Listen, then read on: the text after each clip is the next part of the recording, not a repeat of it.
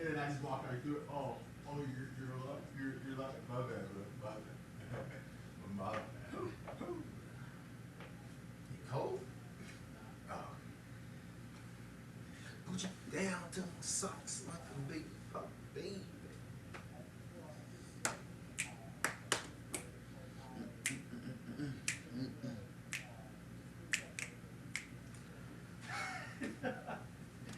Oh man, you know when people roll their head up to the top like that?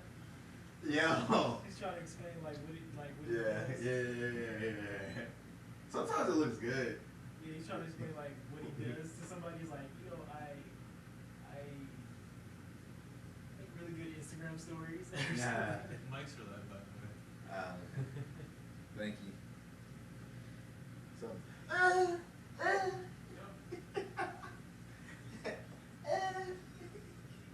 Come here, girl, and put in your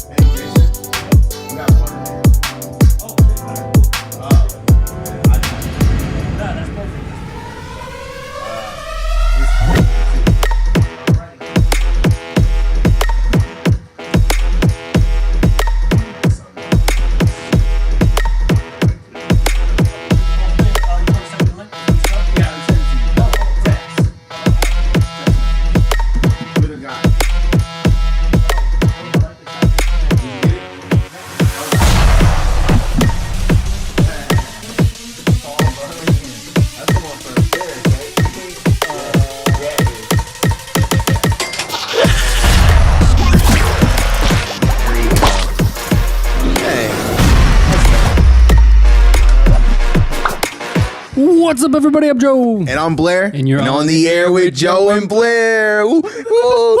Yo. Blair's all dressed up, and I'm in my sweats. Yeah, look, someone has to, That's how the show goes. Someone has to fit the part, one of the parts. Someone's carrying us. It's like we probably talk to each other. Here, you dressing up? Because I don't want to look cute if you are looking cute. We still got to keep that aesthetic of the show. Man, how was your day?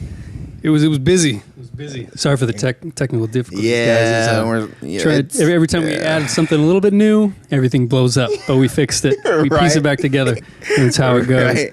Hey, what's up, Kevin? Up, Paul Bunyan. What's up? What's up, Peter? Thank you for always, being there for us and stuff like that. What'd you do today? I went to the doctor. Oh, did you find out you were pregnant or no? I am pregnant. Oh, baby. Kiana. You the dad.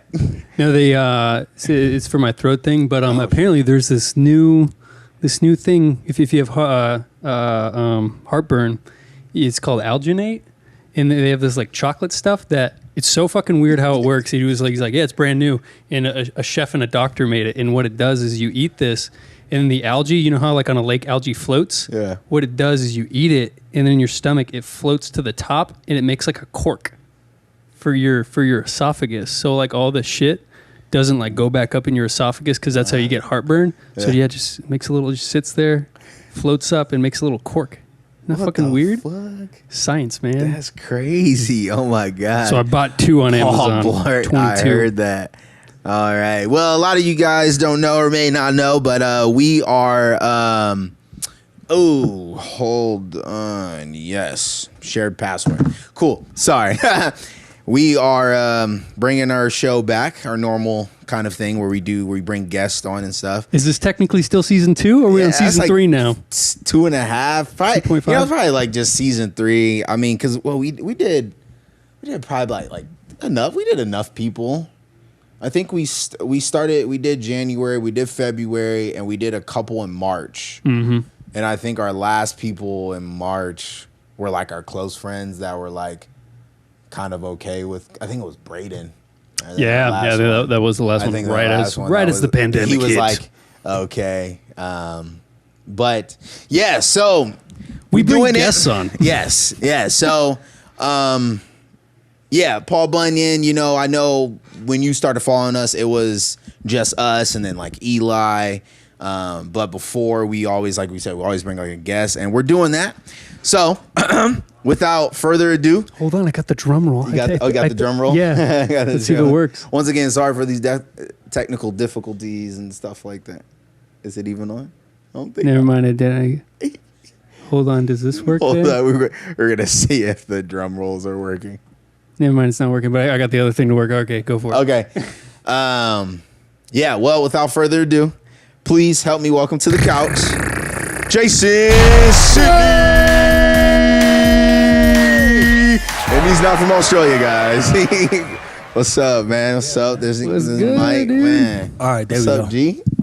Welcome. Yes. Sorry. dude. Look, sorry about the technical difficulties, man. Yes, sir. But thanks for staying tuned. Paul Bunyan says season 8. Season 8. Oh man, okay, looking fresh. Oh man, thank you. I Thank feel you, man. very underdressed. Nah, this I had this 6 years now. Okay. Yeah, it's pretty old right here. What's the company? It looks like Zara Meat Express a little bit. Yeah. Right, you got it right on point. Right on there. Got the zippers. It's nice. Yeah, man. Yes. What man. material is that? It's like a See, now you guys getting into questions Nylon. that I'm not prepared to answer. Look, I These know are the real. It's wavy, just wavy look right here. You know what Paul Bunyan wants to know. What is this made of? Dripless. Okay. Well, man, thank you for coming on the show. You know, sorry about the tech stuff. Oh no, you know. it's nothing, man. Yo, when you do it live stuff, it's very it's very difficult. Nah, I one can time imagine. we had a girl on the show, Mel Boleen, and everything was like fine. Well, everything in the beginning kind of was like a little rocky, and then Joe like did his magic. He's like, okay, I think we're good. Mm-hmm. We started the show, and literally just like it went so bad, like we couldn't even. There was nothing we could do. We couldn't salvage nothing from that. Damn. So we had to bring her back on. But that was when we first started. That was like the third episode in. I'm a lot better at fixing things now. Yeah. I mean, it happens, man. Especially, I've been in positions where you have to really make things work when you're dealing with the technical difficulties. So and a deadline too. Yeah. You be on the spot having cold sweats. Yeah, man. You don't want to embarrass yourself. You just like, oh shit. Oh man. Well, tell the audience about yourself. Like what you do, man. All right, so I'm Jaison. Oh yeah, I'm just looking at you the whole time. I'm look at you the whole time. You got a lot going on. But I'm Jaison Sydney Blackwater, and I'm a filmmaker. Born and raised in New York City and based in Los Angeles. Hey, turn up. How long you been doing the whole filming stuff? Honestly, I started young, man. I started shooting. I was about 14, so it's 2004. Okay. Yeah, I was 14, and I really just picked that up. Really shooting my guy. His name is Bobo, but That the nickname? Yeah. His name is Bobo. Walk into class like, I'm gonna Bobo. Yeah, man. Yeah. So I started off young shooting, just him doing his bicycle, all that X game freestyle bike stuff and all of that. And then once we got to a certain level, I would say summertime that same year is when we started doing short films. Damn. So I was just shooting on DVDs and bringing them to school and gaining popularity through my high school by doing short films in 9th grade. And did you ever pop the DVD in the like in the office? You can like play it on all the TVs and stuff. Yeah, get to do yeah. that? You know the funny thing, this was I'll say now we started in summer '04. So I would say when I came back from this, it was like 10th grade. I used to shoot on the Sony Handycam, which had like the mini DVDs. little. You remember those? Yeah. Right? Yeah. Had the mini DVDs, and you'd have to explain to people, look, it's small, but all you got to do is put it in a small tray, tap it in, and because that's when Copy your files over. It had like the small tray, then had the big tray, but people overlooked the small tray. Mm-hmm. Yeah, What were you editing on back then? Final Cut. Oh yeah. Yeah. Final I mean- Cut's been around. That long. Damn. Final Cut's been around, I think, since 1998. Damn. If I'm Shit. not mistaken. Yeah, No wonder it was for the longest, like And it was most used. It was an Apple thing back then too. yeah, only Apple, and I started with iMovie. My uncle got me Final Cut after the summer, so yeah. But I started with iMovie iMovie first. was back then too. Shit, I always forget. Yeah. Paul Bunyan always said that's forget a that. throwback. That is a I throwback. was on the G4, not the PowerBook. What's the smaller one? It might have been a PowerBook, or I forgot what they called it. The box computer, the Apple computer shaped like a box, the G4, whatever it was. but Yeah, I had forget the one. model name, but I know what you're talking about. Yeah, yeah. Do y'all remember when they brought like the color Apple monitors in classrooms? Yeah. You're talking about the desktops, right? Yeah, the desktops. Yeah. That was so lit. Like We didn't even understand what that was. Anytime you had a class, Like a weird-ass anytime you saw dome like a thing. classroom with it, you're like, "Oh, I want to be in that classroom." Just Yeah, 'cause yeah, that's a fact, It looked though. dope. That shit was looked- actually in the 90s, man. Like, Yeah. that was. I'm not sure if we're the same age. I'm 30. I'm 29. All right. We the same, man. Yeah, yeah. He's like, damn. So yeah, we talking back in like elementary school. Yes, yes. Yup. Elementary when they Yup. brought that shit, man. So for everybody that may not know, me and Jason, we go way back since like, third grade. Just playing. Kindergarten. But Blair, aren't you from Nebraska? Yes. Oh, you yeah. I just learned that. I just learned that. So yeah, we met on a project of his, submitted on LA Casting, and then we've worked on 2 projects and then another one Yeah. coming up. So Yeah, that's yeah, how that was, I know him. Stevie Rocket. That's when Yes, we were doing and the he was short on film. this too. Stevie Rocket. And we had you playing the asshole boyfriend. Yeah. Yes. That was hilarious. And Yeah, that was- I'm not that was gonna. cool. You killed that shit, man. Thank you, man. That was cool. You got experience. You was going off experience. yeah, Method Like, I acting. cheat on my girl. If I cheat on my girl, it still ain't your business to fuck with. It still ain't your business to fuck with. I don't know who the fuck you think you talking Who you to. talking to, man? No, that was cool. That was a cool shoot. Definitely a cool shoot. Yeah. So what I want to know is, like, I know you said you started back in 2004, short film. Yeah. But like, what made was there a particular director, movie that you're like, I think I want to try this out. Let me pick up Honestly, this camera. Honestly, I would say it's the other way around. I didn't even want to get into the film thing until everybody else was saying, "Yo, we should do a movie. We should do a movie." And I was like, "Nah, I'm just gonna keep filming these bicycle tricks." I was just enjoying just actually filming. You get what I'm saying? Yeah. That's the actual process of filming, holding the camera in my hand. I don't know. It just felt powerful. Yeah.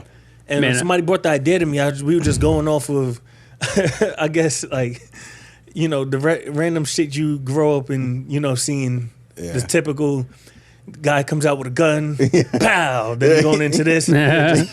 Mindless, pointless shit, but it was fun as hell and it was hilarious. Yeah. But the first film that really made me want to take it serious was Kill Bill. I saw that for the first time in 2004.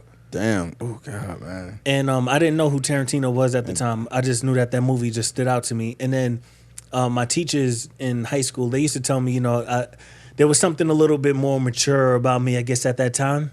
Mm-hmm. Even though I used to be silly as hell, but I used to talk to my teachers about like Curb Your Enthusiasm, or like Bill Maher, Yeah. Lewis Black, that kind of shit. And like they just used to put me on and stuff. So she was telling me, my English teacher was telling me about Tarantino. And that kind of really made me go back in and take it more serious when I saw Tarantino stuff. So he was definitely the first guy that I saw his stuff and was like, wow, Yeah. this is Is he probably your favorite director? Or is it favorite changed? director of all time. I would say it gotta be. It has to be. It has to be. It's cliche, but the thing is, No, it's not. No, it's not. It's not Because cliche? not too many people like his work.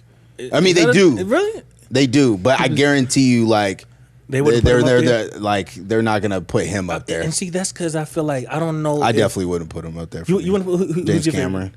Okay. Michael Bay. Michael Bay. Michael Bay's definitely influential though because Yeah, no, whenever Explosions? Bam, we got you. yeah, that's a fact. Yeah, I mean, yeah, I'm not saying he doesn't not Yeah, you inspire get it, people. I'm just saying for me, Yeah. he's very I don't give a fuck. This is what we're gonna put in the film. So I guess that's very, very inspirational. You know what it is with Tarantino is I would always think of him like the Kanye of film. Nah. And he's a little bit controversial, but you can't deny his work, just like Kanye. And just like Kanye, you're not going to tell him what he can or can't do. True. And he rubs people the wrong way, just like Kanye. But at the end of the day, you got to give it up, just like Kanye. You're going to get results. Yep. There was a... I would say Scorsese like Jay-Z. Yeah. It's like Jay-Z. Yeah, Scorsese's good. My bad, I didn't mean to cut you off. No. Wasn't there a movie... There's a movie where Mr. Tarantino couldn't get into theaters because it conflict with like Disney. It was an issue or something like that. Was that recent? No, it was about 3 or 4 years ago. Yeah, he was tripping Did about Django? it. I think it. Or the... It was some movie. Inglourious They weren't- Bastards? It was something. It was just like he pushed the envelope, and they weren't letting his movie be shown at all theaters. So certain theaters weren't showing it because it was like way too much. And What year was this? I was like probably 4 years ago. So that must have been Hateful late. Eight. Okay, yeah. He Paul Bunyan said Hateful Eight was the movie that he was mad about because they weren't allowing it in certain theaters, and I guess there had to do with because of Disney movies. Like I think something Disney was like something like, oh, we're not gonna put our movie in the same theater as what he's doing or something like that. That's some sucker shit. Yeah, That's really, I could be wrong, but please, someone out there, you could hop on the comments, let me know. If and that's not right. That's that censorship that we gotta protect, man, because we That's gotta protect rotten, ourselves from. Because yeah, that's trash, man. I mean, it's a whole different theater, man. You Yeah. show your nice little Disney films. yeah, right. And I was telling people about that Disney stuff too, because you remember when everyone was saying like Netflix is done, Disney Plus is coming out. Oh, And I was like, get the hell out of here, because they coming in, but they remember they're like, that clean content. They're so- too Yep. niche. Like they're in there. They're not going to get out there. They're with stuck that in their clean content, man. yeah. You're not going to see no boobs on Disney Not Plus. even a side boob. Not even a side boob. I mean, they got Mandalorian, and then they obviously got the Marvel shows that will help drive and their classic Disney movies. Right. But you're not going to get that hardcore, which is why they have a new Marvel movie TV show coming out, which was part of the old like Marvel contract before Kevin Feige or whatever took it over. And it's a little risque. Right. So they put it on Hulu instead of actual Disney Plus because it's a little, Disney's like, it's not kid friendly. So let's put this on Hulu. I don't want us to get to a place where we're always thinking about, and I don't mean to say this the wrong way, but everything is, you got to think about the kids, because the kids are going to grow up and, that's what everyone is tripping about now with that whole, I know this is like kind of off topic, but like the whole Cardi B situation and the older, the kids, they trying to censor that song WAP. I personally, I know someone's Blair, blah, blah, blah, but they gonna hear it one way or another. So gonna hear it. why Yeah, why exactly. try to you blocking it is only going to want them to see it more. right? That's a fact. So That's a fact. And it's also like, that's like taking away freedom. You get what I'm saying? And I'm just not with that. of course, yeah. of course. Ooh, what's the hardest project you ever worked on? The hardest project that I've ever worked on that I produced myself or for someone else? For that you. I know that sounds weird to say, like it's hard for you, but even Hard in terms of like challenging. yeah. Even we've run through those issues. So let me think about that real quick. I would say the most challenging project, I would say, and this is a good challenge, but I would say Syndrome. So I have a film, Syndrome. We shot this. We dropped it New Year's as soon as it turned 2020. And it's about basically an opioid addict and her dealer, and the turmoil that they go through over the course of 24 hours. And why that was the most challenging for me so far was really because it was the longest film that I've shot, which that was 25 minutes. Not that long, but you know, usually we're keeping it 10 minutes or under. You get what I'm saying? So, Of course. just making sure that everyone is staying on top. It was a lot of dialogue, and if you mess up on one part, then you know I gotta start wondering, should we just run it back and just making sure everything was on point. Then there was also a little bit of action in there, not a lot, but a little bit. So we shot that in the course of 3 days, and there's a whole Russian scene. I've never done a foreign scene before that in terms of language. Oh yeah, I remember it. Yeah, it was definitely all Russian. Yeah, so that was just kind of a challenge for me. So I would say, yeah, that was like the longest, that was the biggest mountain to climb so far. Damn. Yeah. For all your scripts, did somebody else write that, or you write most of your stuff? So anything that's in house is written by myself. Oh, okay. Yeah, anything that's on my website under Red Sydney, I wrote it. Gotcha. I work on, multiple projects, depending on, people come to me with a script and, they want to hire me to shoot it. That's no problem. It's not like I'm saying like I can only shoot what I write, but in-house, yeah. Anything in-house. Paul Bunyan, I think, has a question for you. Okay. What was it like shooting a scene in a foreign language? It was very compelling just for the fact that I'm learning how much mannerisms really make a huge difference, right? Because after a while, you start to understand what they're saying. I guess it's a little bit biased because I know I wrote the script in English, so I'm guessing, okay, this is the part when you do this and do that. And certain parts are more obvious than others, but overall, it was just really compelling just to see, small things like how many words it might take to say something simple in Russian, right? And sometimes they were saying a lot of words, and then when we cut it, I'll be like, did you guys improvise there? Like it was like no. We were on script. I'm like, oh, so you didn't act? No, you didn't. Oh, okay, cool, perfect. And I had to take their word for it because it's not like I had another opinion to tell me. Like, no translator. Like they run it through Google, right? Can you say that? Let's have Google on standby. Right. Like for all I know, till this day, I could play that scene back and they could be making a whole mockery of the whole scene. No. Eventually, That's I had true. other people who speak Russian, and they were like, "Man, it's on point." And I was like, "Yeah, I trust them." No, I'm just joking. Don't come for me. He's good. It's good. Shout out to Nika Belina and shout out to my man Rustin. It's good. Oh man, yeah. I did see that film. It was pretty dope. It also had a little fighting in it too, right? Yeah. Towards the end. So I've worked with you, but I want you to explain to people that I try to tell people my man's pretty much does it all by himself.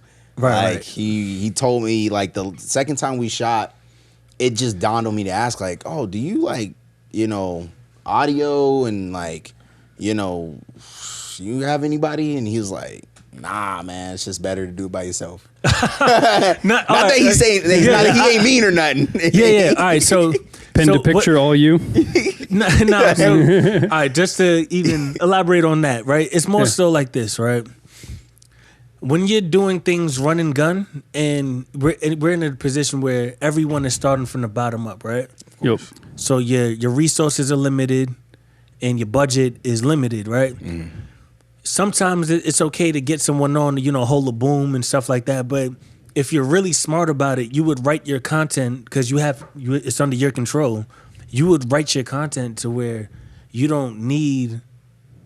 You just eliminate the challenges. So if I'm shooting with a rig on my shoulder, right? You got the screen here, the camera's here, and then you also got the sound sticking out. Yeah. I already know when I'm writing it that everything is going to be fairly close quarters. And I got a good mic on there too, especially I just upgraded. It's not that much money. It's like $300 Rode mic. It's really solid though. Yeah. So I'm thinking, okay, a boom would take it up a notch, yeah, but it doesn't have to be that perfect. It's going straight to the internet. People are consuming it. It sounds clean. Plus, you're nice with EQing it. So yeah. Now in terms of lighting, you put up your lights, you shoot. In terms of the camera, you shoot it. In terms of editing, you take the card, you go home, you edit. So it's pretty simple, but I guess a lot of people, they don't really do it that way. Yeah. I think it's simple though for me. Yeah. Probably because I've watched you work and I can tell that you understand. There's people that are just videographers, they just know how to do the camera, but they don't understand lighting. Right. And then some people that don't understand sound, but clearly, you've been taught it all, so you're like, I kind of know what I need to do. You ever watch Game of Thrones? Yeah, of course. You watch Game? All right, so you know how the wildlings had to teach themselves how to fight while everyone else had the nice sophisticated way of learning over the wall and stuff like that. I was in wildling territory, man. Just fresh out of college, just running gun. Before it was popular, before even Canon made the 7D, and I was shooting with a soccer mom camera. You had to learn everything yourself. Now, granted, YouTube has also been a big help too. Because that in the 2010s, that started like booming in terms of like how-to videos. I guess before the 2010s, that's when I really got on it, was the 2010s. And once you get thrown into it, you get accustomed to it. And you're working with people that's not really shelling out the money for a big budget. And I'm not going to be one of those guys that's waiting for this $10,000 budget to let the talent flourish. Mm-hmm. You kind of have to do, and it might look selfish, but you got to do it. Now, shout out to my man Sean Boyd, right? Mm-hmm. He's a DP, camera op. He's been offering to shoot some stuff, but at this point, I'm just comfortable doing it. So it's like, Yeah. I know Joe can definitely elaborate on the whole. Doing everything. Doing the man. camera and It's not as selfish as people want to make it seem. Yeah. Even Paul Bunyan said, I've been saying the future of the industry lies in the hands of people who can do the work of a whole film crew on their own. That's a fact. Paul Bunyan. Shout out to Paul Bunyan. He's from Paris, too. Oh, is it Paul Bunyan? Yeah, Paul Bunyan. I said Paul Bunyan. No disrespect, Paul. But yeah, that's a fact, Paul. Yeah, 100%. Even when I came out here, I'm like, I just want to do sound for film. And then, of course, I got in with theater and stuff. But like coming back to doing skits with Blair, I'm like, I'll just help out with like just audio. I don't know any of the other stuff. I don't even want to touch it. And then the more you just kind of like, this needs to get done, or you like have to send it to someone else, and then they're kind of waiting on it, and then you're just like, well, how hard can it be? And that's when the YouTube videos, like 100%, like I didn't know half the shit I did before just looking at YouTube videos, and then now it's just like bing, bang, boom. There is the learning curve, but like once you get past that, like it's so easy to just like get a project, pump out a project. And also, if you get into this game, man, like, so I'm 30 now. I started really young, right? If you're just now getting into it at 30, I don't know, you might not be nice till you're like 35, 34. You get what I'm saying? So now you're in a position where you might not even want to do the learning curve because now you're facing embarrassment because people are already looking at you, and it's like you don't have time to be trash. I had plenty of time to be trash, and back then being trash, well, what's trash now was still good for back then. So I've never had to go through that is true being called trash. Hey, expectations back in the day, exactly. He's on point right there. Right, it's like if time to be trash. You start learning how to dance. Let's say you're a dancer, you learn how to dance at like 15 or whatever, right? You're not that great, but to your peers, you're great. And then you let them gas your head up, even though you're not that great. Then by the time you're like 22 and you really need to be great, at least now you're great. But you never had to go to bed crying. Dude, especially with TikTok, and like you see all these dancers, and even that movie Work It that's new on Netflix with Liza Koshy.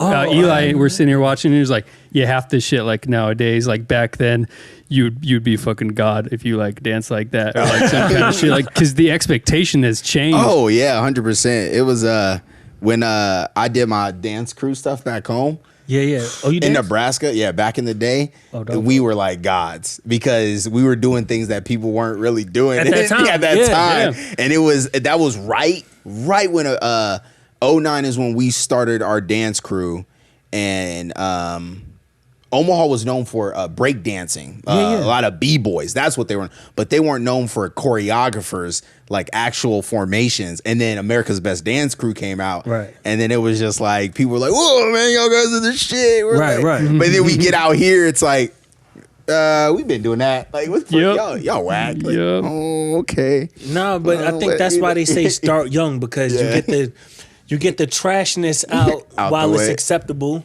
Yeah. Because think about how many little kids you saw. Man, I wouldn't go as far as to saying like what's that, Hip Hop Harry? That might be a little too far. Go. Right. That might be a little too far, but the kids, they start off looking similar to that, and then you just gas them up until they're nice. If my pops would have told me like, listen, this shit is trash, man. Pack it up. I never continued. And now I remember back in the day showing my pops these films, and I think like when we were 15, it was just like so bad, but I guess it was funny. But he was just so proud to see us doing it. He was like, "Man, yeah, that's dope. Keep going." Right, staying off the streets, doing something. Yeah, right. That's trash. We brought a lot of we definitely brought a lot of people together that could have been doing street stuff onto the block to do films out. You know, that was a positive thing because you know we all grew up. Not saying like we grew up like rich or anything like that, but we grew up in a decent neighborhood with it was in the North Bronx, so it's in the Bronx, but it's not like the worst part of the Bronx, but still and with that being said, it's like we definitely brought people off the block onto the Yeah, for sure. and I think that was an amazing thing to see happening. People love to do shit on camera, even back in the day. Like same with your bike thing. I used to do like skate videos with my friends. And made that whole shit, and like people just even making like a stupid horror movie. Everybody's like, "Oh fuck yeah, let's go make it. Let's make another one." I've been there too. Yeah, people get hyped for it. Where you from, by the way? Blair, Nebraska. Oh, you guys are both from Nebraska. Yeah. Oh, dope. So you guys know each other from beforehand? Yes, sir. Yeah, community college. Yeah. Oh, okay. I-dub. That's what's up. Yeah, that's man. All my I guess shit talking for me. That all happening at Iowa Western for theater and stuff. Yeah. That Oh, was so you're a theater actor? Oh yeah. That always came first, and then I knew it, man. You know how to project, film and your clarity is so clean, bro. That's what I knew it. There's been like, and I'm not trying to make myself seem like I'm a shit, but not and joking. Dude, look, I'm glad he can contest. There's been so many times where people would be mic'd on stage and we doing tech rehearsal or something, and then I'm not mic'd. But then like I think it was probably him for sure as one of the people, but he'll be like, "Oh, I can hear Blair, but I can't hear anyone else." Like I can hear Blair. Yeah. And like our director will sometimes she'll go to the top of the floor. Yeah. Our theater shows would never sell that high, but she'll do it just to see if she's hearing people project. And she's never like, had a problem. Yeah, come on, I can hear Blair. Why are you guys? Come on. And I'm just like, stop putting me on the spot. And some of that is God given though. Like Denzel Washington, he has a full voice. You get what I'm saying? Yeah. So part of it, if you have a Morgan light Freeman. voice, Morgan Freeman. Yeah. If you have a light voice, it's not going to travel that far. But you're clean. I have found, to be honest though, for me, there are mouth exercises I do. Pause. And then like, not for acting, for acting, guys, acting. Well, like I'll just like, go like this and stuff. But there are times where I'll be really in a scene and I will overlap one word with another, and I'll catch it, and I'll try to make sure I'm enunciating every word. There are times where I'll kind of overlap a word, but you just move on and do. But you're clean. As a director, what's your thought process when trying to get the best performance from your actors? One question right there. How do you know what to say to them? Okay, so first question is, what's your thought process? My thought process is whatever's lacking from the scene, because that's really all a bad scene could be, is lacking something, because a perfect scene just means it goes as it was supposed to be planned, right? So whatever is lacking, you just want to be as honest but as polite at the same time, and just Quit sucking. He's one of the nice directors, Paul. But look, he's one of the nice directors, because man, there's some directors that everyone needs to just check their ego though at the end of the day, because any cocky director is never going to reach their full potential, because you're so caught up in being self-centered. And by no means am I saying let the actors take it over and because you're scared to be honest with them. No, but you don't got to be a dick about it. I mean, I just have too much respect for actors because they're putting themselves in the most vulnerable position. And just even the psychology behind being an actor, just for one, every day is a challenge, going on auditions and all sorts of things that, can make you insecure. That's number one. Number two, they already have a manager, an agent, and an acting coach or whoever, an acting teacher, on their ass all the time. You get what I'm saying? Mm-hmm. You don't want to really go in there and just start treating them that kind of way. I'm not trying to get all deep or anything like that, but I'm just saying that's my process, really, just why I'm polite about it. Yeah.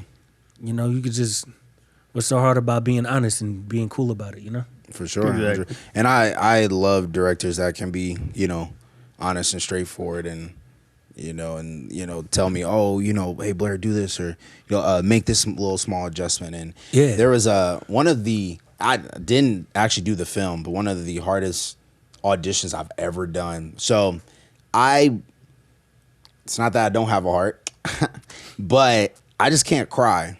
And there's not anything I can think of to hone on to make me cry. Right. What I can think of, it just pisses me off, but it doesn't make me cry. Yeah. So if you want me angry, that is no problem. Generally, most people can kind of, most people can generally get angry. What's your sign? What's your sign? My sign? Yeah. Oh, Aries.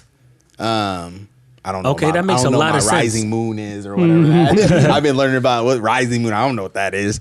But there was it was called Blue Eyes or something. Blue Eyes, and I made it to the final round, but doing the process. The first audition was just simple, the lines, yada yada yeet, and the second one, we actually had an open space and they really wanted to act it out, and. I had to pretend like I was choking someone, and that person wasn't there. But then the last final round, the actual dude that was cast to be the pimp, he was there, and that director was like drilling me and like getting out the emotions, and he wanted me to cry and. Like it was tough. It was very tough. Do you prefer an aggressive director or just someone who's like, I don't personally. I don't like it doesn't matter. Like I mean, I'm adaptable when it comes to like acting. This is what I want to do. I love acting, right, and stuff like that. So throw it at me. I do have some fears, like I can't swim, so shit, like I can't tread water. So there was this thing I was gonna submit for, but they requested the actor to be comfortable in the ocean, and I'm not necessarily. As much as I can swim, I'm not going. I'm not necessarily, and I was comfortable. I'm like, oh fuck, man. I know someday I'm gonna have to like learn, but man, I'm just gonna try to avoid it as much as possible. Until like, yeah, Blair, we want to give you this role, but you gotta swim in the ocean. Yeah. Okay. You got your water wings. The next one is, how do you know what to say to them? Or did you? I would say just kind of whatever is lacking, you just want to be honest. Okay, pretty much. So yeah, it's just be straight up about it.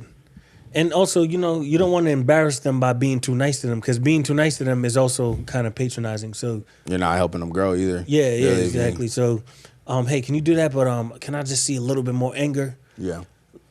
I don't know, in your eyes, I want to feel it, man. This person just did this, that, and the third. Just show me that, and they'll get it. I was this is for theater, but you can apply it to film. So my director always said, I want you to go big because it's easier for me to bring you down. It's her way of directing. She always felt it's harder to bring people up. So if you're already starting the energy low, or what, whatever scene, if you're just kind of like, it's hard. So she always says, go 100%, because if I feel like you're too much, I can bring you down, but I can't bring you up. So do you think that's something that you can agree upon, like when it comes to film, or? Yes. I think just, it depends on the character. Of course. Yeah, of course. But for the most part, I can see that, because you can bring them down, but it's hard to get them to go up. Yeah. Plus, telling people to be big, there's a lot of people, they might not, if they're like kind of shy or something, or just, you might not get them to get up here, but at least you're aiming for up there versus aiming low. So I feel like that. Yeah, definitely. Yeah. Now, at this time, we're just going to go a quick little break, but our guy here, Jaison, he does have a film. New film. It did drop. Running Low. Yes. We are going to show it after these commercial breaks, sponsored by SeatGeek. So stay tuned. Stay tuned. We'll be right back. Make So sure you quick hit little that 5 minutes. subscribe button. Well, not even 5 Bye-bye. minutes. And it doesn't want to work. And it doesn't want to work. Yo, the crazy part is I was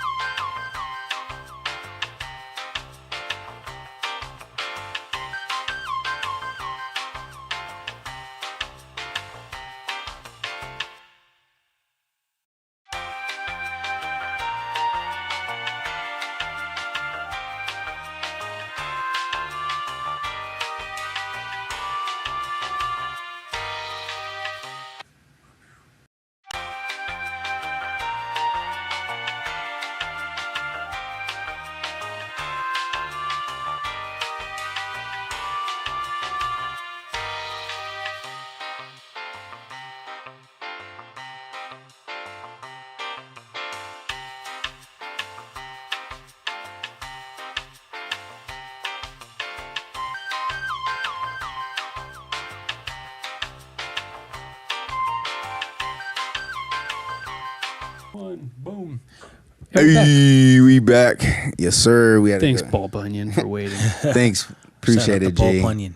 Yes, man. So at this time, we're gonna show you guys a little trailer Yes, of sir. his film, but it is also on his YouTube channel, guys. Yes, sir. YouTube.com/Red Sydney TV. Red Sydney TV. Yes. Let's see if this. Okay, this is the homie's Instagram. So you guys go give him a follow. You know. Yes, sir. Please Go check him out. Go check him out. But yeah, let's get into it right here. $1 million question. Just where exactly are you from? Roxy. Me and Gio been shacking up for 2 years now. But he's known you That's for his car. 3. Am I right? Holy. Thank you, I'm Peter, just for putting it in there. In my circle, we got a good way of doing background checks. Not just on the newcomers, but the associates of the newcomers. As it turns out, no one knows a fucking thing about you.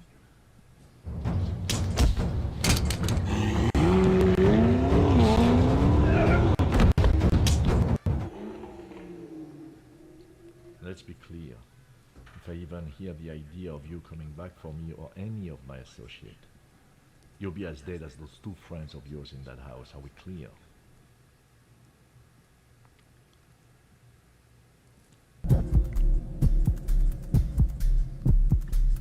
Dope. And there you guys have Yes, it sir. right there. There's Running the- low. There's the Go check out the masterpiece. full one. The full video. Yes, full version. Yes, it is on YouTube.com/Red Sydney TV. Yes, sir. Dang. So, how did that story come to be? Honestly, I was on quarantine and just wanted to come back with something that exciting. Okay. And you know, I just wanted to put out something that I was in the mood to watch and I was in the mood to do, and that's right on brand. And that's kind of where I'm going with it now. I had a short film called Wet that we dropped in April, and I wanted to continue off that momentum in terms of, everyday characters, but something out of the ordinary happens, but just a little bit of action as always. Yeah. Always love doing gritty fight scenes. So, yeah, I was just kind of really brainstorming on how I could piece something together. Did you direct the fight scene too, or did you get a fight coordinator? Or how that? Well, yeah, part I go? directed it, but I didn't choreograph it. Oh, gotcha. Shout out to my guy Nicole Dequa, and he's the one who he went ahead and I showed him the previous choreography I had for a different film that I was supposed to shoot. I couldn't shoot that film because they started tearing LA up during the riots and all of that 2020 riots. And so I showed him the choreography I had before, and he just piggybacked off that and was like, look, this is how we're gonna finesse it. Shorten it a little bit. Yeah. So the choreography, that was exciting for me. Nice. Yeah. So, do you the plan for this is taken to a film festival or a virtual one? Yeah, when it comes to film festivals, see, I have a weird take on that because Okay. I'm not about to just sit around waiting and applying, and it's not even about the money, but what do I look like nonstop, $30 to have some gatekeeper watch it? You're not gonna get that money back if they say no. Yeah. It's like $30 for them to watch it, and if they like it, they put it on. Yeah. Now, I'm more than confident that it's eligible, but at the same time, I don't know, because a lot of these film festivals, they like stuff that is just not in my lane. A lot of them, they geared more so towards what message are you telling? How did you change the world in this film? And that's all great, fine and dandy, but I'm not here for that. We have a lot of people that's here for that, and shout out to all of them. We need them, but I'm not here for that. You get what I'm saying? So that kind of discouraged me, just like seeing a lot of that content going on the film festivals. And yeah, so the plan for this is just self-promotion. Open up your own doors, and being that I shoot full-time, I need this content because it serves as ultimately it's advertisement for my company. You get what I'm saying? So, Yeah. you do special effects, right? If you wait for people to call you to do special effects, then you can use that content and say, look what I just did. That's great.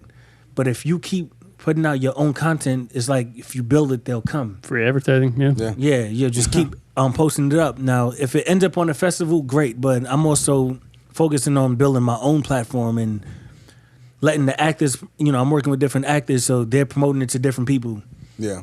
You know this person, you know that person, this person, and it just builds up over time, Yeah. You actually, we ever since I started working with you, well, I met Anaya for first time through you, but then you worked with Chris, Dorothy, but I knew her beforehand. Right, and right. then I just recently found out Angelica. Oh yeah. Angelica, she messaged me. She's like, "Oh, I know him." I was like, Oh, yeah. What? You know, like, everybody knows him. God damn. I was like trying to figure out what film that. We shot a short film back in 2017 called Anomaly. Oh God! Yeah, it was called Anomaly. I definitely didn't meet her at that time. For real? It was called Anomaly, and it was basically showcasing a teenage young adult who, you know, she had this gift of telling the near future and just watching how her life would go downhill because she would tell people the truth. So yeah, that's pretty much, she was on that one. Cool. So he has when taking on the work of cinematographer, how do you map out the way you want a scene to look?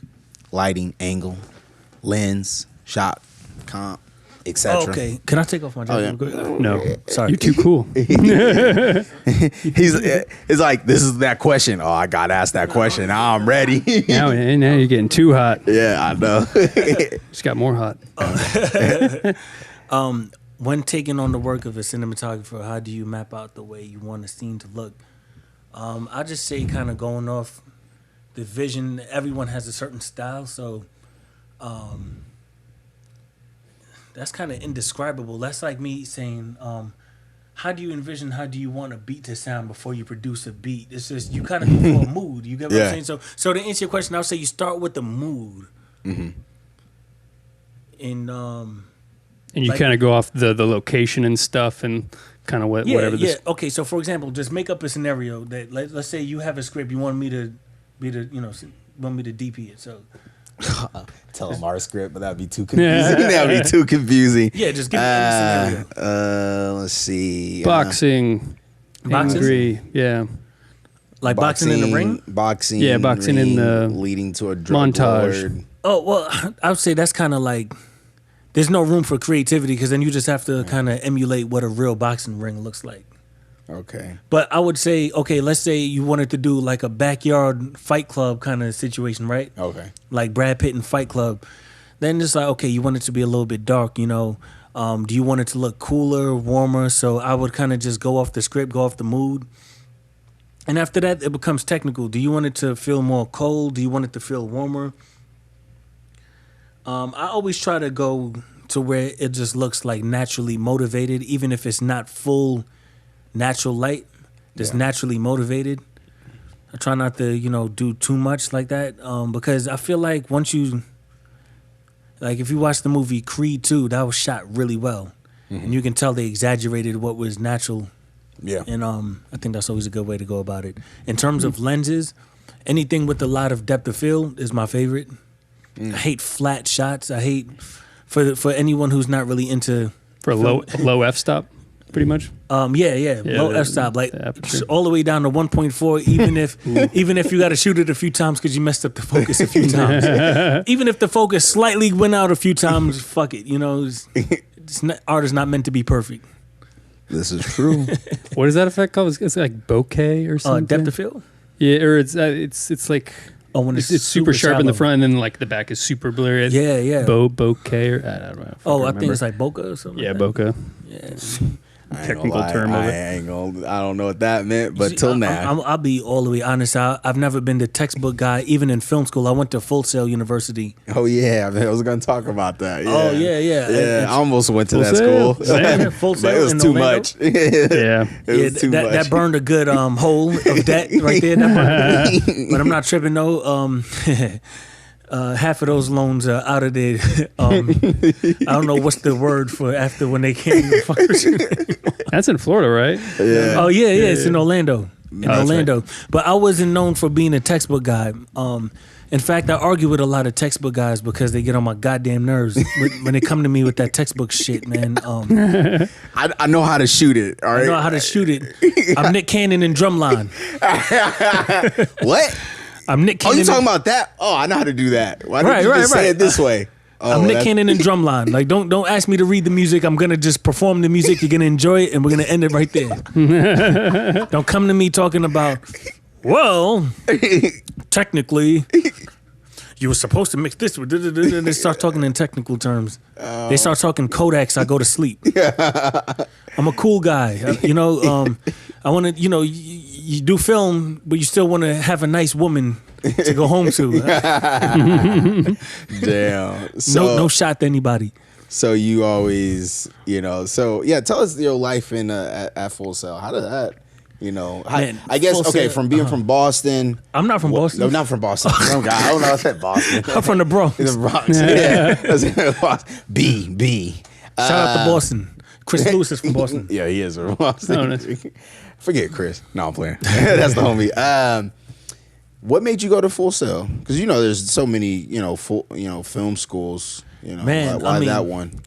I know I was the perfect candidate for who they were targeting, right? And this is I don't regret anything, by the way, but I'm just saying, when you're young and you don't know anything and you really are naive, you're gonna go for the biggest, baddest, coolest looking school that you could find. Of course. And they had that by a landslide. Their cool factor was 100,000.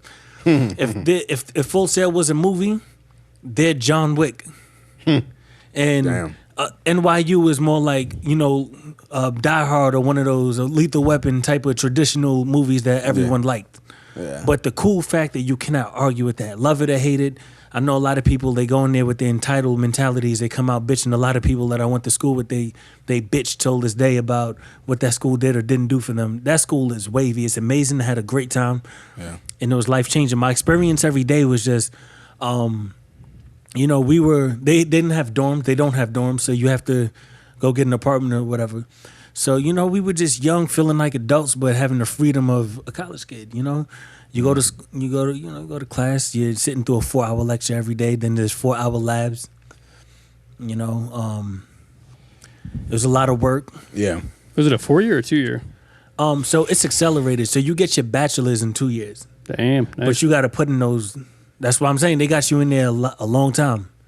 Not a long time, but a lot of hours is what I mean. Yeah. Yeah, so that was amazing. Damn. There wasn't a lot of camera work. I really went in there looking forward to more on-set kind of stuff. And it was a slow burn, meaning you'll be in there for a long time before you even... touch a camera? Well, no, we had cinematography class. I think that was like our 5th month. So I can't say without touching a camera. We did lighting and stuff like that. But you didn't really do anything that you can produce and make a product out of until like the end. Okay. But at the end, you realize that if you would have did it too soon... Remember when you were talking about trashness and how you start out trash? Yeah. We weren't ready for that. Damn. Some of us were. Damn. Not everybody Was there anybody that you... See, you're 30 now, so is there anybody that you went to school with or like you might have like run into that is like, a little bit bigger in the industry now, or you... What, you mean high school or No. college? Shit, I guess. Let's start high school. Anybody you went to high school with that, that's... I get famous. Anyone I went to high school with that's famous, I would have to think long and hard about that. Okay. The answer is probably what about no. Full Sail? Yeah, anybody? In terms of Full Sail, they're not famous, but they work on famous things. Yeah. Oh, okay. Yeah, they a lot of my friends, they moved to LA straight out of school. Damn. Like right after we graduated, they just came straight to LA, or they came that winter. I graduated June, and they were coming out here by December. Damn. 2009. Yeah. Damn. So they're working on industry stuff and doing their thing, and a lot of them are doing like in between. They're independent, but then they'll jump on this, jump on that. Damn. Yeah. I feel bad for everybody trying to do it right now, going back to school. Oh Like, shit. the industry's not open, and classes isn't open either. Yeah, that's crazy. Right. Do you still feel cool. like you learned more through your own experience directing that than you did in school? Absolutely. Let me put this out there. Film school is more so about grooming you as the man or the woman that you're gonna be later on in life. And I think that's a lot of college in general. It's not just like a film thing, but you really learn the ethic of just what's expected of you, right? You learn good ethics. You learn how to be more of a people person, professionalism, and also kind of like a military aspect, because there's no, I don't feel like doing this, or, you slack, you get called out, and that's just that. So it sharpens you in that way. In terms of film school, taught me how to be the next Paul Greengrass, to shoot the next Born Supremacy. That's never going to happen. You got to do that on your own. Absolutely, 100%. Yeah. Is it worth it? Hell yeah, I'll do that again, because the experiences were priceless. Damn. Yeah, that was definitely a school I was looking into when I was trying. It was like I was in college, but I was actually trying to figure out, acting schools to go to. Yeah. And it popped up quite a bit only knew one person that went, but then when I just heard that price, Oh yeah, the price was way because too I much. went to a community college, so Yeah. I'm just like, that's way too much. How much were they trying to hit you for? Like 64? For Full Sail? Yeah, 64, yeah, 65. about that much, if not, let me a little bit more. But I've never been afraid of debt. That's one thing about me. For the better, for better or the worse, I've never been afraid of debt. You're the first person I ever hear. Yeah, man. Because I don't know, But man. I understand I can hear it in your voice. It's because it's your career. You know, you looked at it like, oh, well, this is what I'm going to do, so I'm going to put the money into it. As long as you're passionate, yeah, it doesn't matter. Yeah, and you got to believe in yourself, and also debt is not going to kill you. There's ways around having debt. Like, even if your credit is not that great, I'm not saying go out and be reckless or whatever, but Ball out. Don't let debt stop you. Yeah. I mean, a lot of people are in that mentality right now. They're like, okay, look, we got to pay taxes on all these beautiful unemployment, stuff that comes in. But they're like, well, I don't care. I'll figure that out later. I had them take taxes out. So. Nah, yeah, me too. But some people like, no, I want all by the money. way, do people have to? I'm glad they let freelancers get unemployment. Yeah, that's something I've never. That's how Eli got his because he does DoorDash, so he used that. I would have never thought the day would come where a freelancer could get unemployment. We got to pay back taxes, even if we check the box. Do we still got to pay that No, back? you take it out.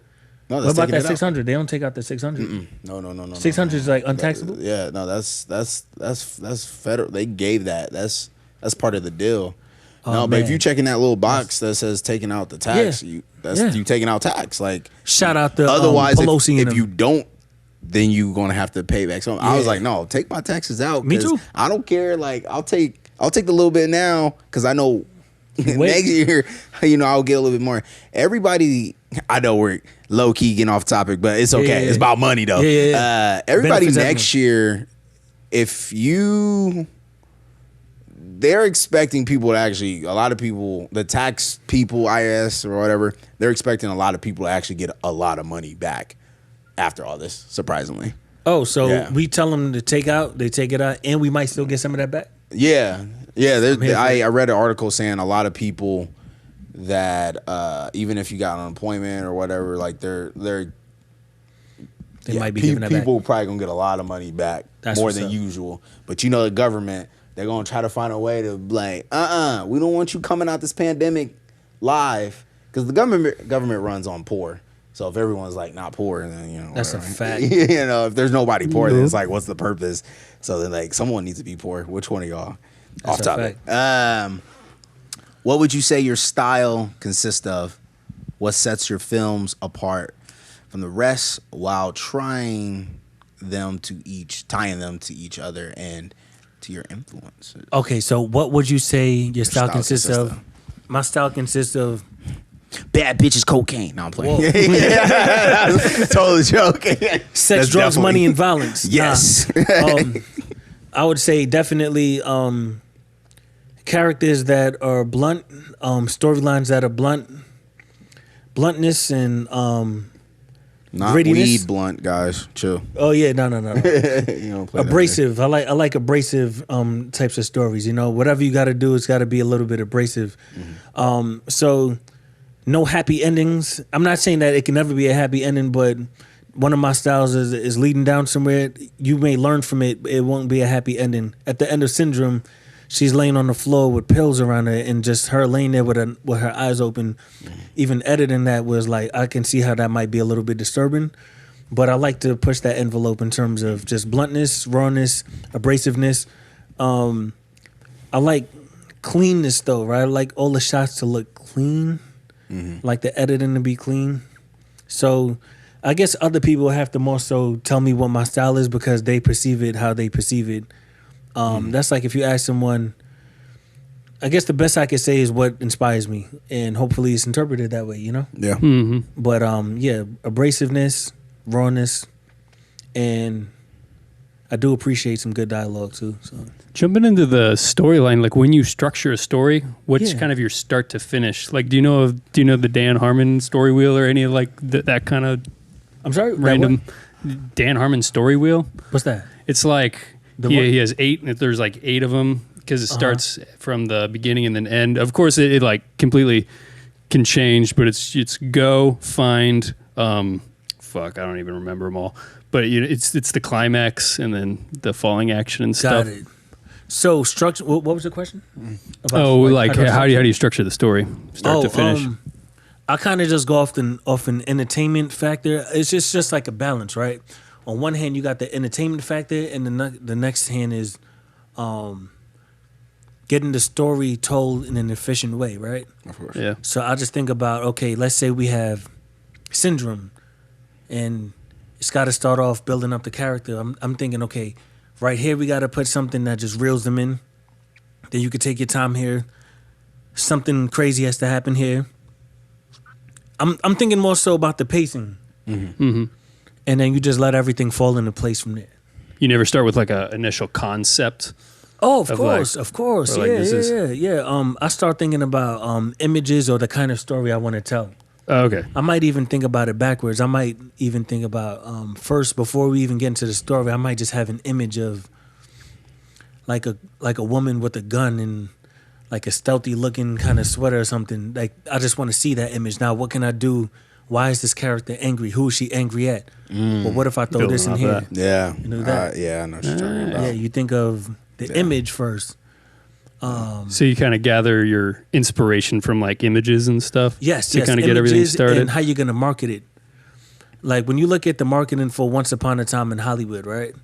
That was a dope movie too. I never got to see it. Oh, you never seen? You haven't seen it? It's good, man. All right, so when you look at the cover, you could kind of just get inspired by the cover alone. Like, oh, cool. It's misleading, not gonna lie. It is. Yeah. And I think that's the biggest It's not what you problem think. I had with it the first time. But then after watching it back, I was like, this movie is almost a classic for real. Yeah. But yeah, the images, man, because the images is gonna create a mood, and then that's also gonna create who you're targeting. Mm-hmm. Like for Running Low, the first thing I was thinking about was a woman who was like kind of on, not really a mission, but she had a chip on her shoulder and she was gonna end up fighting at some point, and then I just build a story after that. Yeah, I can tell. Shout out to Simone. Oh, you know Simone too. Yeah. Cause So you're the one that knows everyone. by some random shit all the time. Which part of the creative process do you have the most fun with? Which part of the creative process? I gotta say, editing is the most fun. Really? Now, editing is very polarizing. Disclaimer, It's guys. I agree with you. It's the most satisfying. Yeah, it really is, man. For me, it's fun when you see it like flowing and it's actually like starting to pick working up for you. space. The worst is like assembling everything, Yeah, man. getting all that. But yeah, Editing is tricky because if you're not into the story and you're doing it as a job, that's going to be the toughest part. Yeah. Right? Because you have to sit through it and you know how that like, goes, I don't right? care about this, but I'm getting paid. Well, you always got to care, but you know how that goes. No, let's be honest. You know. Like, yeah, there's times where he's working on stuff we're not gonna say, but you know, he's just like, You just got to get it done. yeah. I don't understand this person's story, Yeah. but I'm gonna get it done for them. When you Just love random, it, random skits. when you love it, it's the best part. You get to get cozy. You get your little whatever makes you comfortable. Be out. I keep a bag of candy here. I got some. I keep a bag of sour He's painting patches. the picture for you guys. Yeah, Got my man. Skittles. Picture me in my living room, and I keep the. I got these mini blankets. They actually heated blankets, but we don't heat them up because I heard it's bad for you. Okay. So it's no fun. But I Okay. put it around the shoulders. Why are they bad for Got the you? laptop, Sour Patches here, Sour Patch Kids, whatever. And you do your thing. Snack station, editing chair. I need to take a break. Whew. I all I got edited for my snacks. Running Low. I edited that for about 13 hours straight the other day, and I realized I have to be more responsible with myself. Because, that's not healthy. Yeah, no, seriously, you lose track of time. I've been there, man. Yeah, and like Look get at- groggy the next morning, and it's just a lot. Have you Yeah. found But yourself then you finish that it's it. now that you've been doing it for forever? Does it does it come a little bit easier now because you got like a chart, like a thing that you follow? Yes, most definitely. It becomes routine, and yeah, just like anything else, you know, you just jump right into it and you kind of already know where you're going with it. A lot of people tell me that they just cannot edit because they just refuse to sit through it. But I think it's just the focus they don't want to go through. They don't want to have to sit there and every time you cut from this angle to that angle, they have to put an audio transition so it doesn't just cut too hard. And I think they don't want to go through that. And it might just be a lot for certain people. So, yeah. Yeah, it's a learning curve. There's fucking a lot on screen. And you're like, oh, yeah, that and that and that and then that. Yep. And then it's the whole thing. when you're filming, you got an idea in your head. You're like, okay, cool. But then when you get to editing, you're like, oh, crap, I don't think I can do that now. Shit. And it depends on your computer, too, because what kind of computer are you editing on? Funny thing is, I've never had an over-the-top Mac.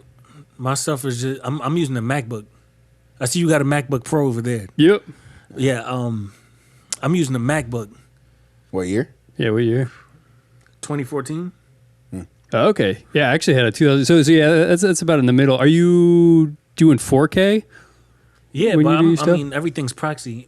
For everyone who Okay. thinks we're getting too geeky with it, a proxy file is the file is too big. Yo. I can look at this camera when I'm explaining this. Right? All right, so a proxy file is when the files are way too big for a computer to even process or deal with. So it makes a lower resolution copy of it, but it still looks pretty good to you as long as you don't blow it up. And then it just borrows that, you edit it, and then it returns back to the highest quality. You probably still think I'm talking some geeky shit. I don't know. But, Oh, no. I'm there with you. Yeah. Actually, just... Didn't you just recently kind of discover that? I knew about it, but like I tried to do it one time and it fucked everything up. With Like the I proxy was, files? yeah, I like because I edit in Premiere and then there it's kind of it's buggy here and there, Yeah. and then you throw it to it throws it to another program and then comes back in, and then if it doesn't link right, Yeah. then it just fucks everything up. And I was like, oh, I just hands up like what the fuck, and had to repiece everything together. And then just recently, like. Waiting for stuff to kind of chug along. And you're like, Jesus, dude, it's Yeah, taking forever. And then I finally like, okay, I'll sit down at a YouTube video, learn it, how to do it. And then since then, it's like editing is way faster. Yeah, man. You let those proxies hit. Yup. Yeah, So proxies. Proxies save your damn life, man. All right. Well, I think that's pretty much it for the show, guys. Oh, wow, that flew by. Yeah. Any things you want to let the people know? Like any things you working on? Man. Most definitely just, give me that subscribe, man. YouTube.com/Red Sydney TV, REDSYDNEY TV. Or just follow me on Instagram. Yes, which we did show you. Stories Cut Deep. Nice. Yeah, I'll have to. I think, dude, I'll have to watch more of your stuff because we watched at least part of it the other day. It's dope. Oh yeah. I watched it. Yeah, I'll show you. Oh, Running Low.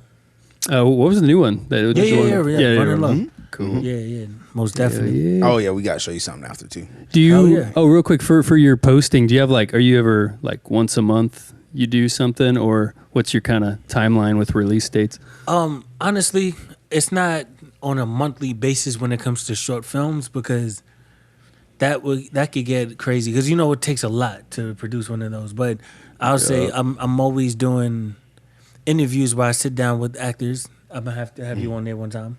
Oh, okay. I sit down, I pick their brain, and I do breakdowns of my films as well. So between speaking with actors, talking about things from my perspective, and then putting out short films, then that's what kind of keeps the content well-rounded. Yeah. But short films, I'd say they're on average maybe once every other month or once every 3 months. At least once a season, but we're working on getting that more consistent as well, too. Dope. Yeah, I mean, right now on the website between the last year or two, there's about maybe 7 or 8. So it's building up. And after a while, you could, it's not like they're going anywhere. So the fact that you can even drop a film, leave it alone for a little bit, then come back to it, you're gaining followers. It's new to them. So that's another thing that's really satisfying. You don't have to keep putting out films after films because it's still being seen by new people. Mm-hmm. Yeah, absolutely. That's the YouTube All right, game. Then. All right, everybody. I have nothing coming up. Just chilling. Just chill. Blair Bear.